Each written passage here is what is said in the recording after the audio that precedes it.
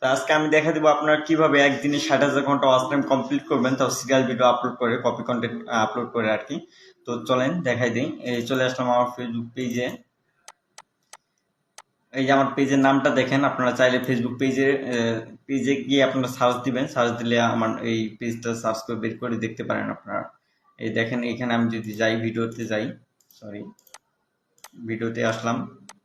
এই দেখেন মাত্র 2 দিন হয়েছে, 2 দিন আগে আমার এগুলো কমপ্লিট হয়েছে, বাট আমি ভিডিও করতে পারিনি। তো দেখেন 2 দিন হয়েছে, 2 দিনে আমার এগুলা ভিউগুলা দেখেন একটু, 55K, এখানে 44K, 55K, 32K, এইটা 55K, 158K, 50K, এগুলো দেখেন 2 দিন আগে কমপ্লিট হয়ে গেছে এগুলা। একদিনে দেখেন প্রত্যেকটা, এই 2 দিন আগে এগুলো একদিনে কমপ্লিট হয়ে গেছে আর কি। এগুলো যদি আপনি চান একদিনের মধ্যে 60,000 মিনিট ওয়াচ টাইম কমপ্লিট করতে পারবেন এইগুলো কপি কন্টেন্ট, এগুলো সিরিয়াল কন্টেন্ট আপলোড করে। এগুলা আপলোড করার পর আপনার সেট আপ দিবে কিনা সেটাও দেখাই, যে আসলে এগুলো আপলোড করলে আপনার মনিটাইজেশন হবে কিনা, সেট আপ আসবে কিনা, যেহেতু কপি কন্টেন্ট।